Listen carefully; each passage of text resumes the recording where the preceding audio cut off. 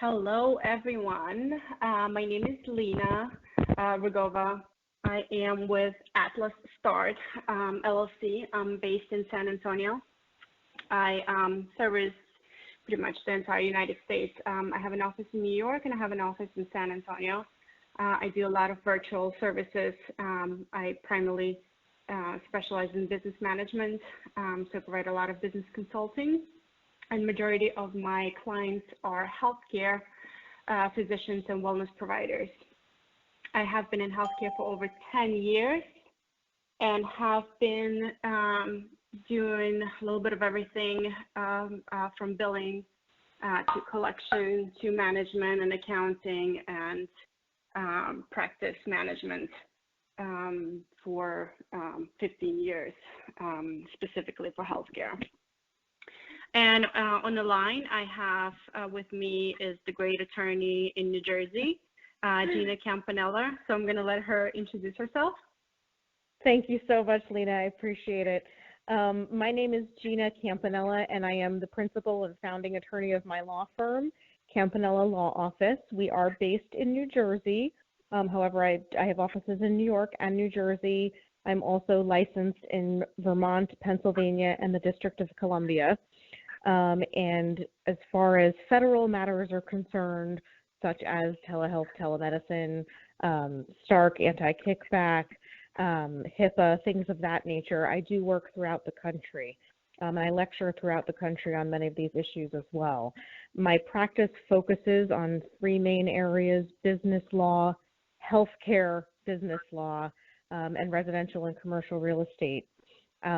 In my firm, I have obviously myself. I also have an excellent panel of counsel attorneys who provide services in various complementary practice areas to my practice area. And it's really one-stop shopping for my clients. And I have been working in this field for a little bit over a decade. And I'm very happy to be here this evening with Lina to talk to you guys a little bit about the growing fields of concierge and telemedicine.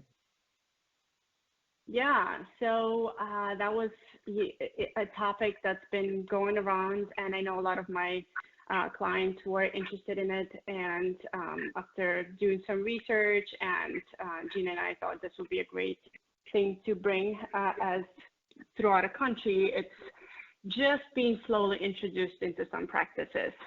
So the topic for today are concierge and telehealth services right for your practice, things to know before you start, benefits and law. Mm-hmm. So we're going to dive a little bit into telehealth. So since recent decades, advances in technology have benefited many parts of the economy. One technological marvel is the application of telehealth, involving virtual technologies into telecommunication for delivering hospital or healthcare processes outside hospitals. Telehealth lends itself well to both the primary care and specialists, allowing them to further their reach, treating patients wherever there's an internet connection.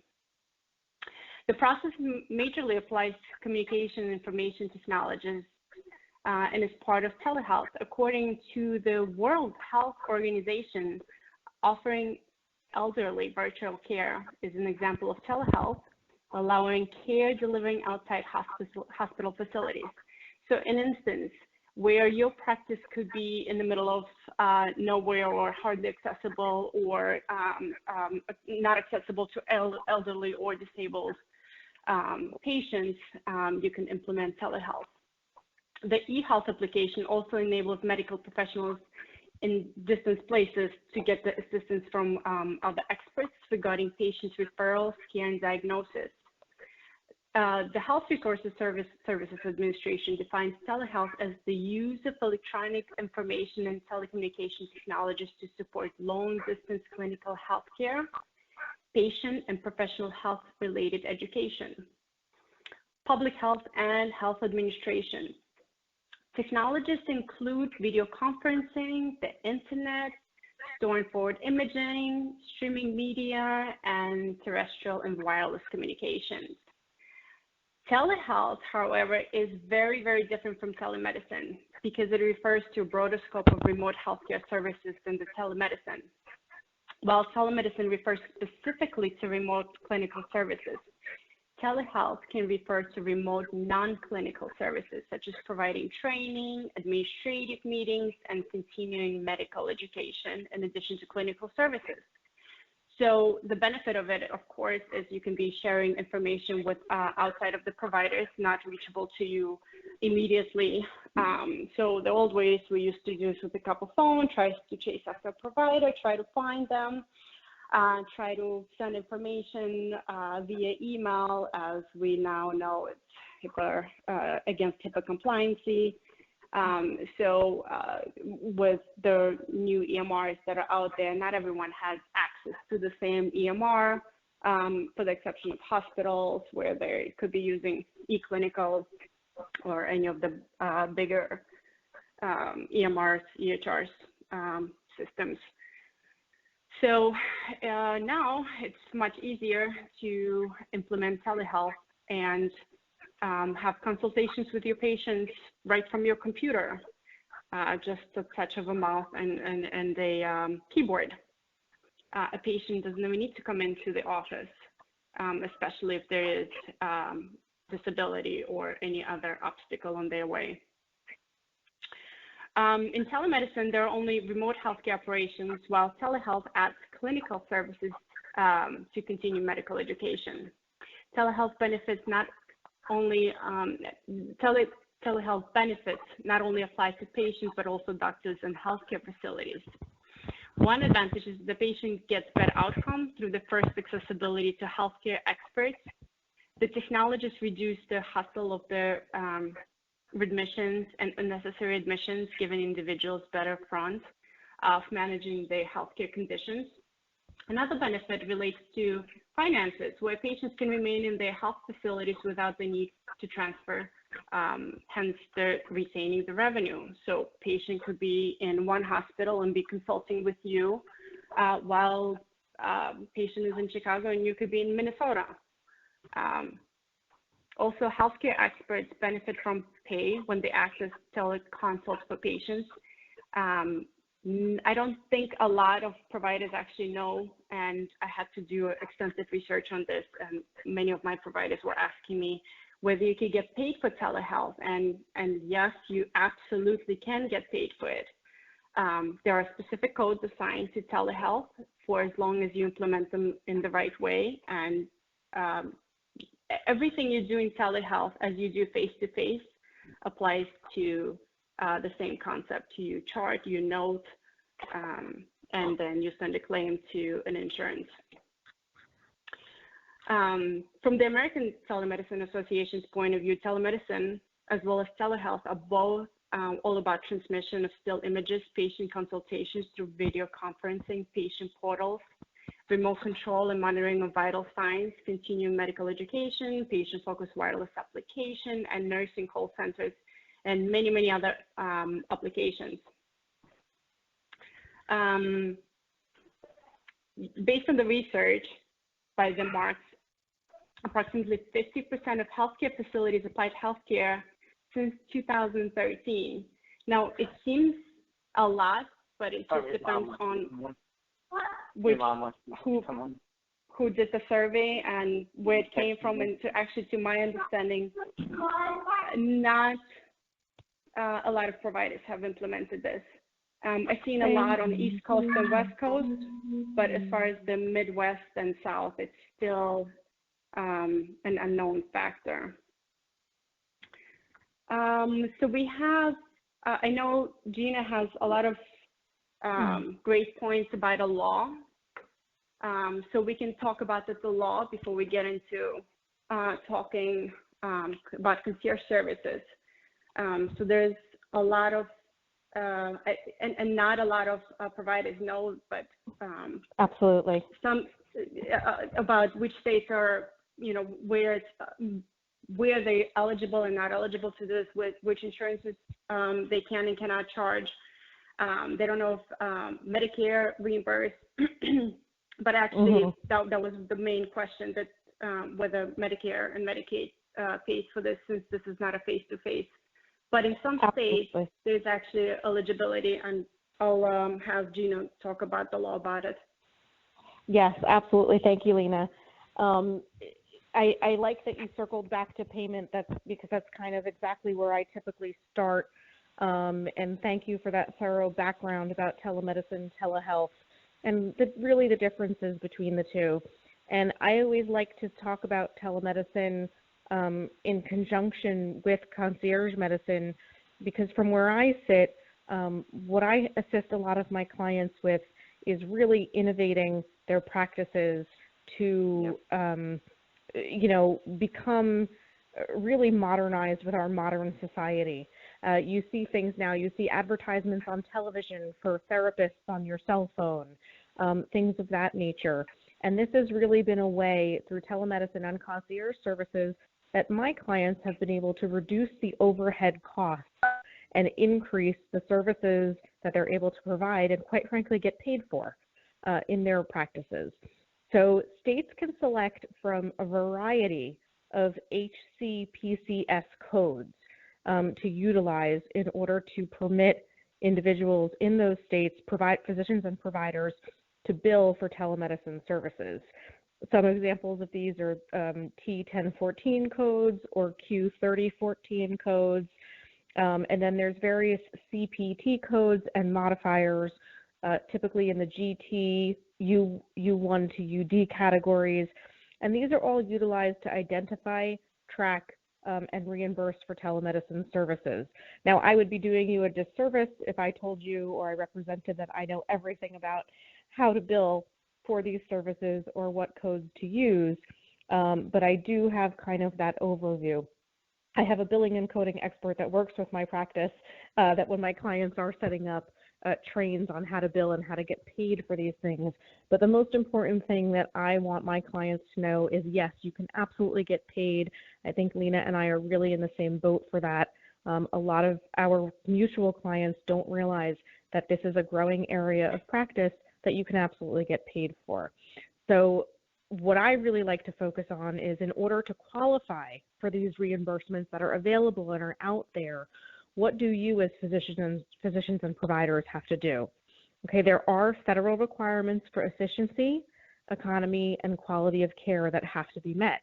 A lot of these requirements are very similar to the requirements that would have to be met if the patient was sitting in your office.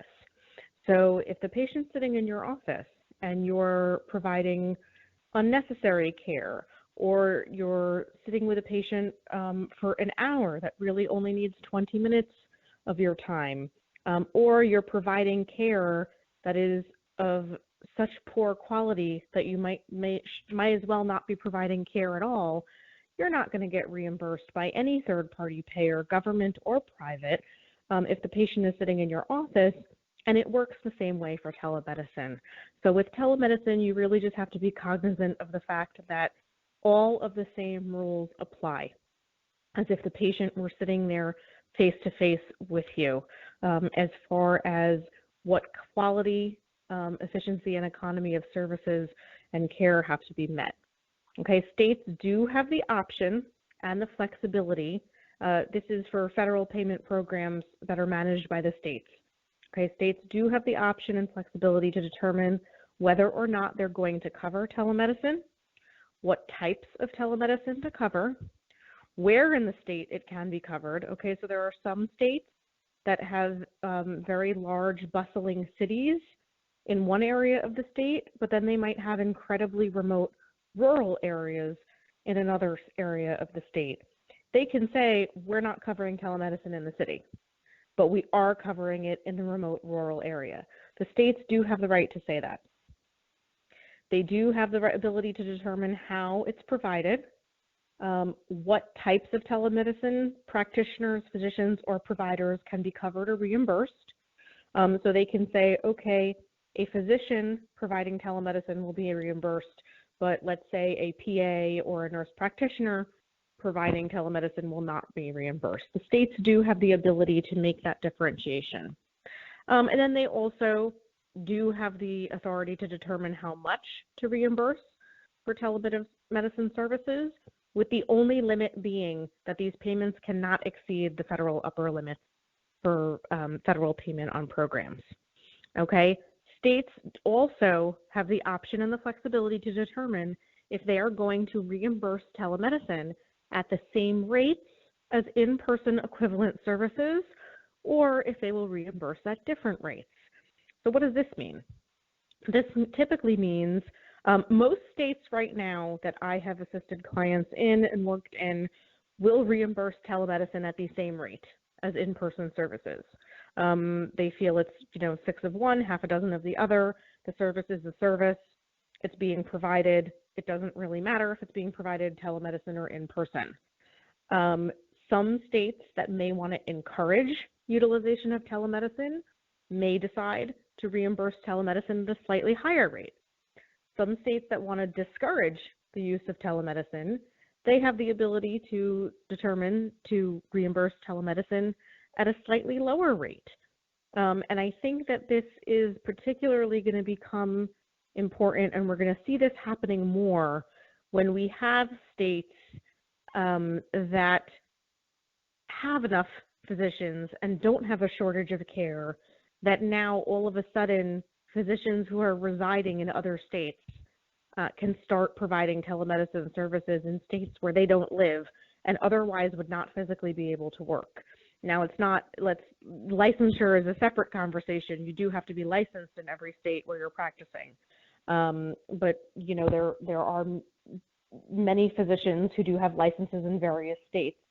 So I do think that once we start seeing telemedicine really grow, we're going to see these third-party payers determining if they're going to reimburse more or less than the typical in-person rate for telemedicine based on the level to which they want to encourage or discourage telemedicine practice in their state.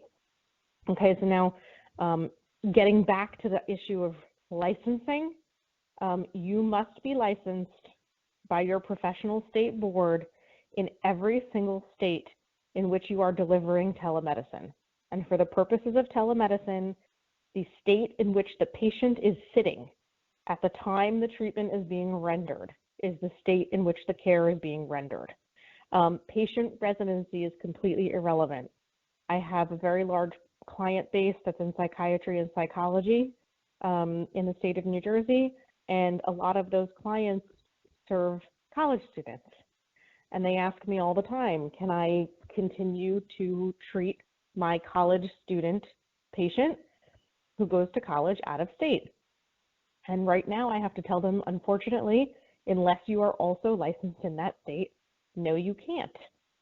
I actually have a couple of clients of mine who have clients of theirs who will literally drive to a public library right over the state line and rent a public room because that's only a half-hour drive, as opposed to coming all the way back to where their physician's office is for telemedicine treatment. But patient residency is completely irrelevant. If they are out of the state and you are treating them with telemedicine, you are practicing medicine in that state where they're sitting. Now, the states have and the federal government have started to recognize telemedicine's growing. There's really nothing we can do to stop it. It really is the wave of the future. What can we do about this? So many states have entered into something called the Interstate Medical Licensure Compact, okay? And this is a voluntary expedited pathway to licensure for qualified physicians who wish to practice in multiple states. Okay, its mission at its core is really to increase access to healthcare for patients in underserved or rural areas, which was really the one way that telemedicine has been being utilized for quite some time.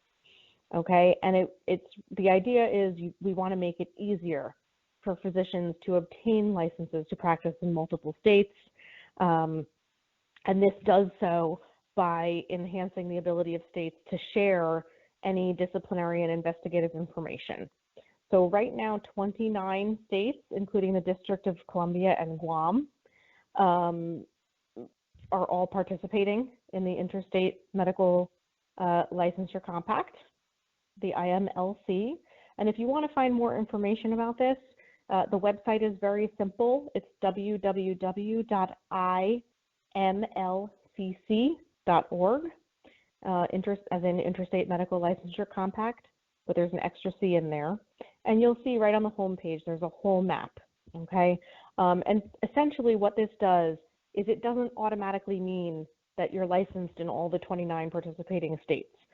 What it does mean is that you can qualify to practice medicine across the state lines if you meet agreed upon eligibility requirements to do so through the Interstate Medical Licensure Compact. Essentially, the application process for that new state is significantly expedited by utilizing existing information that the physician has previously submitted in their state of principal license.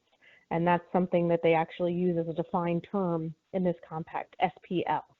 Okay, so I definitely encourage any of you who are interested in telemedicine to go in and look at the Interstate Medical Licensure Compact and see what the 29 states are that are currently participating. There are several additional states that have legislation introduced, and there are even some states that are passing interstate medical licenses, even though they're not necessarily participating. So for example, New Jersey, my home state, we do have legislation introduced to participate, as well as New York, where I practice a lot as well. But as of now, that legislation is still pending. So it's definitely something I tell my clients to always check first. Let's check the Interstate Medical Licensure Compact and see if you can qualify for that voluntary expedited pathway to licensure. Okay. And as I said, if you do qualify, it's a much faster way, and it's an expedited, streamlined way to get and maintain your licensure in any participating states.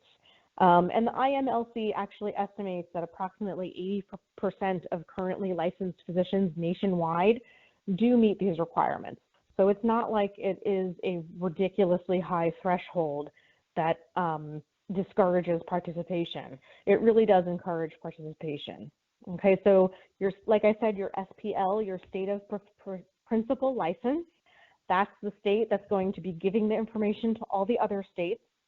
The existing information on file gets verified, and once that's complete, then the physician can apply to any number of states at once under the Interstate Professional Licensure Compact.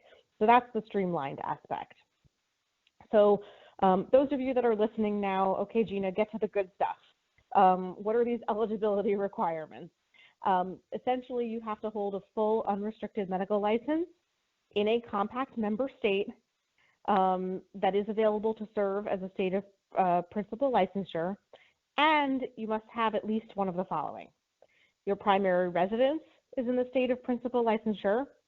At least 25% of your practice occurs in the state of principal licensure. Your employer is located in the state of principal licensure, or you use the state of principal licensure as your state of residence for your U.S. federal and income tax purposes. Okay, so what does this mean? What is the point of this? The point of this is, as I said previously, a lot of us who are licensed professionals have licenses in various states. They're trying to avoid the fact where somebody goes into a state and potentially gets a license just because it's an SPL and it qualifies as an SPL, and then they utilize that as kind of a pathway to get into the Interstate Professional Licensure Compact without their state having to kind of play ball. Okay, so there's a lot more information. I won't bore you with all the details on the Interstate Medical, that website, imlcc.org. And then if you go to imlcc.org/apply now, they have a nice questionnaire on there where you can actually make a self-determination of qualification before you even go through the process of applying. Okay, so that's definitely something that I encourage anybody who's interested in practicing telemedicine to really take a look at and see if that could be a expedited pathway for you. And then one of the most significant things as far as, okay, you found out you're licensed, you can provide telemedicine, you've got everything in place, you've got your technology. one of the biggest downfalls or difficulties I find my clients having is now making sure they're using HIPAA compliant systems. Okay, just because you see a television commercial that makes it look like someone is texting a therapist doesn't mean as a therapist you can text your clients and that is HIPAA compliant telemedicine. 99.99% of the time, these are standalone apps that have been created specifically for this purpose. They have been created to be HIPAA compliant. They are encrypted. They have end-to-end encryption. They have password requirements, things of that nature. I tell my clients all the time, Skype is absolutely unacceptable. FaceTime is not HIPAA compliant. Some things are HIPAA compliant that are out there that are free, but chances are if it's free, it's not going to be HIPAA compliant. And you still need to make sure on your end that everything is HIPAA compliant. You need to make sure just because you do not have a physical office wherein you might be storing, medical records, you still need to make sure that your computer or whatever you're using, your phone, what have you, to deliver that telemedicine care is 100% HIPAA compliant. One of my specialty areas is actually HIPAA. I'm a certified HIPAA administrator, and this is one of the areas where I do work in and educate on quite frequently on a national level. So as Lina had said earlier, you cannot be emailing things back and forth about patients unless it is a password protected or encrypted email system. And they make them out there now that they are very simple and they're very easy to use. Sometimes we will have individuals that are practicing telemedicine and all they have to do is log into the EMR system or something like that. That is HIPAA compliant as well. Again, as long as the machine you're on and you're logging into from is HIPAA compliant. So from my perspective, the two most important legal things that anyone thinking about getting into telemedicine really needs to check first and foremost is decide what states other than your home state that you think you might want to provide telemedicine services in, and see what's involved in getting licensed in those states. And also see what's involved in maintaining your licensure in those states. What kind of CE are you going to need? Does one state require entirely in-person CME, while your current home state allows you to read articles and take quizzes and things like that? That's actually something I personally look into when I'm thinking about getting licensed in a new state. Is my CLE going to cross-cover me in all of these states? So that's an important thing. Can you get licensed? Can you stay licensed? And what do you have to do to get and stay licensed? And then really the next step is, okay, how do I set myself up? If you already have a fully functioning office and this is something you think you want to add as a product or service line, that's great. Everything should already be HIPAA compliant. It's an easy incorporation. If this is a retirement job for you, or if this is a change in career, I do have some clients that are therapists that, let's say are retiring from their state job working in education, and this is something now that they kind of want to do as a retirement job. Well, then we have to get you set up from the ground up. And one of the first things we need to do is make sure that you are putting into place HIPAA compliant systems in order to deliver that care. So I think I'm going to turn it back to Lina now and let Lina talk a little bit more about concierge medicine.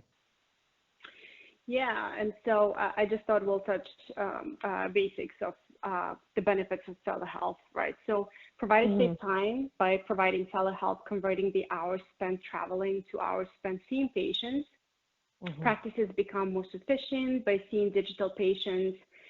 Providers can serve more patients in the hour that works for them. It's a quicker access to specialty providers. Facilities can offer more advanced solutions, making the community view them in a better light, meaning that your community will know that you're easily accessible and you provide telehealth services, meaning that they don't have to physically drive to you if there is a need for that. Physicians can extend their reach to patients who need the expertise by but who would otherwise have missed out on this care due to immobility, weather, or distance, efficient way of managing patients in the comfort of their homes. Telemedicine is convenient and accessible patient care. Will insurances cover telehealth? Right now, we know that telemedicine is covered by Medicaid in 48 states. Now, this changes, I'd say, monthly, depending on the quarter and the state regulations. If eligible, and we have eligibility list, Medicare will reimburse for services that are face-to-face with the patient through telemedicine. And also some states have parity laws that require insurance companies to reimburse at the same rate as in-person care for services provided. And the lastly, reimbursement is not definitive and it varies by location, services provided, and payers. So here's some food for thought to consider why telehealth is good and should you implement that in your practice. And we'll just touch base a little bit about concierge services. Concierge services and telehealth goes hand in hand. Can you do one or the other? Yes, you can. You could do both, works great together. So concierge medicine, sometimes called retainer or boutique medicine, where patients pay a upfront fee in order to secure the services of a physician. So a physician would implement a membership fee. It could be a monthly or it could be an annual fee. Now, I know that our clients in New York and New Jersey, and I've heard actually some here in Texas implementing, but majority of the clients in East Coast have implemented this membership fees. There's different reasons why providers are going into concierge services. One biggest reason, of course, is insurance. I know that New York is especially New York City itself, the 5 boroughs, they're just tired of dealing with the insurance companies, with their regulations and changing guidelines constantly, trying to get paid for something. So a lot of providers went into a route of concierge services, charge a patient monthly fee and let them come in as many times as they want to, and more times than less, you'll see that the patient who pays you monthly fee will not be in your office every day, spending their time trying to find what's wrong with them. They find that this is more convenient way than going through insurance, especially how many patients nowadays do not have insurance. It's just the cost of insurance itself is way off the roof, especially on the East and West Coast. It is becoming unbearable, and dealing with collection agencies and knowing what the outstanding balance is right now, this is another reason why patients are just going with the membership fees. And by switching to concierge medicine means your practice can be targeted to meet your community needs. Again, it goes hand in hand with telehealth. It's just an easier way to reach a provider, and you are more accessible to them. So what do you need to do to implement telehealth and concierge services? It's pretty simple, just as anything else. You need to have a reliable and user-friendly patient portal that must be HIPAA compliant, which most of them, about 90% of them are. And of course, those are still handing the free versions are slowly going down because of their encryptions are not up to code with state. Also virtual appointments. These are your virtual appointments that are part of concierge services and telehealth.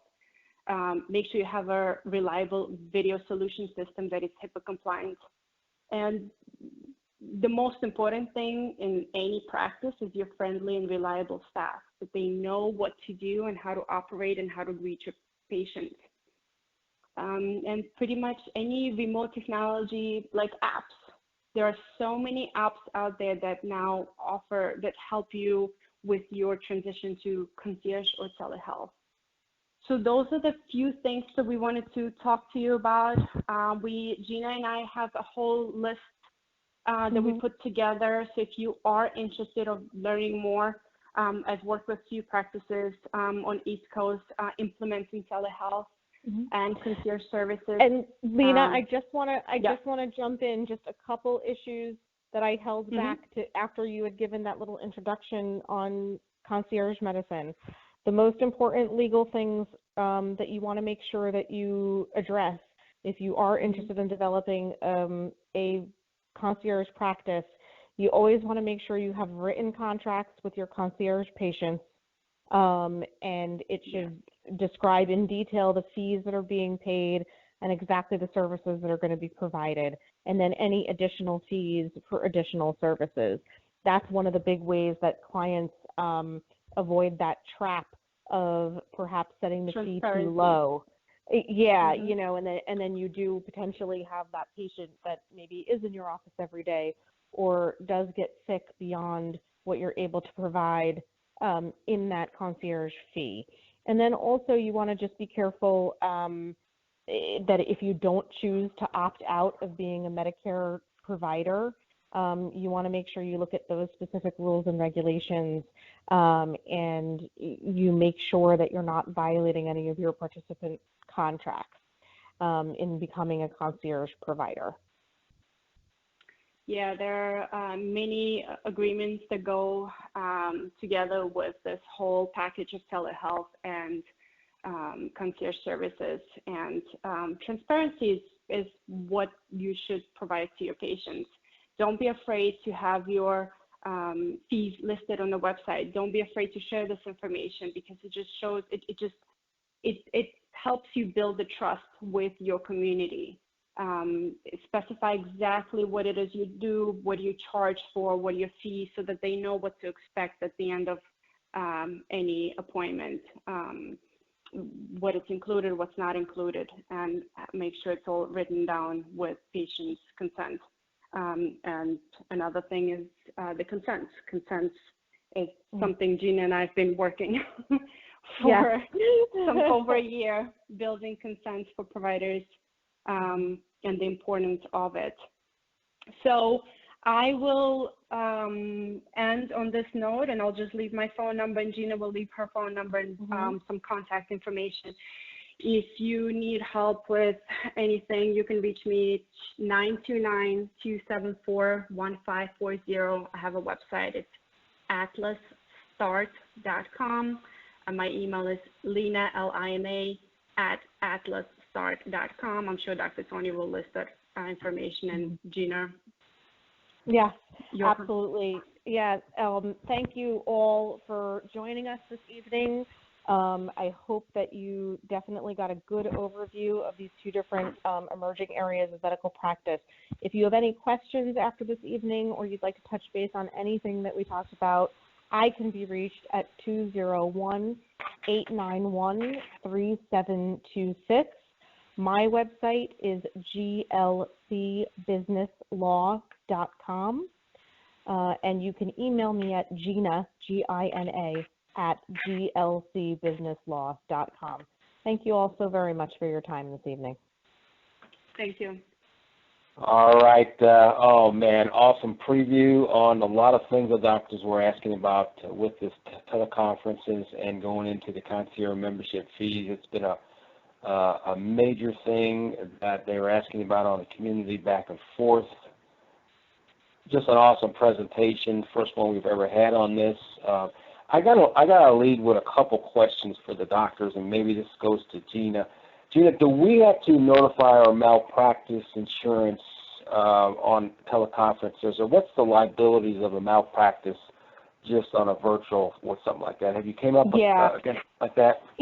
You absolutely want to notify your malpractice carrier and make sure that you're not only covered for telemedicine services, but that you are covered for telemedicine services in every state where you will be providing them.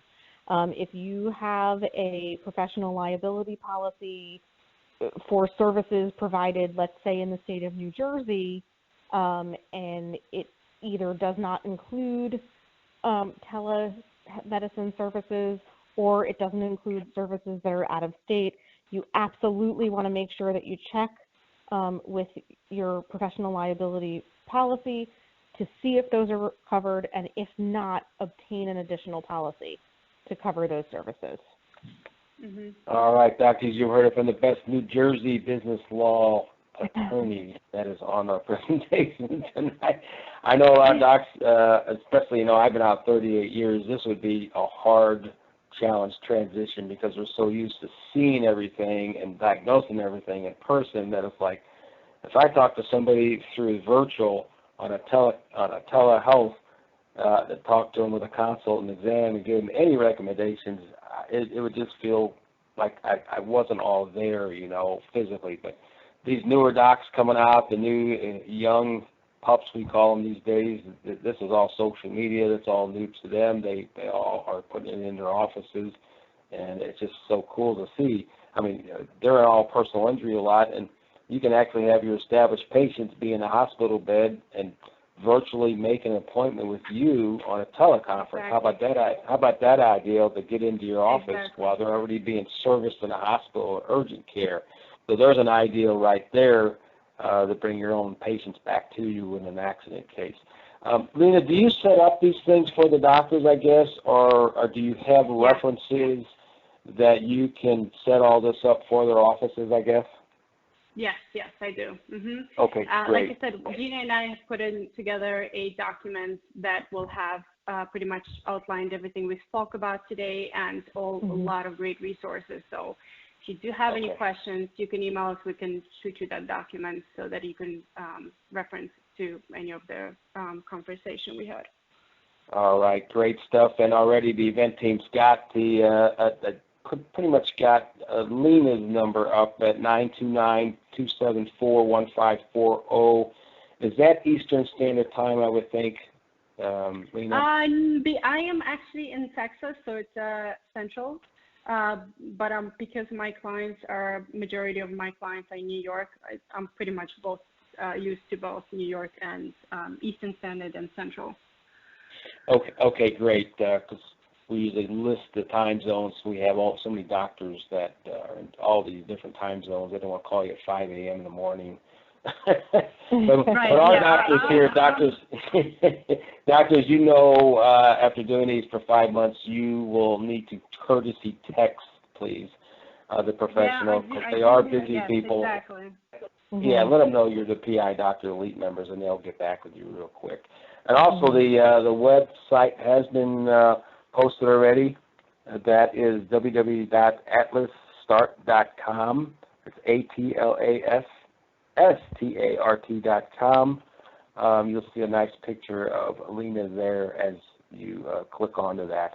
And she can probably give you some ideas if it's definitely in your state, because we all have doctors in all different states in our community, and just give you more information on that. So she's got a consult calendar there that you can make a courtesy consultation with her and get things rolling with her and her attorney, Gina. So great stuff. Everything's posted. I'm going to probably just get all the information confirmed through Lina, and we'll get it all posted again. We just wanted to get it out there so docs can get that information.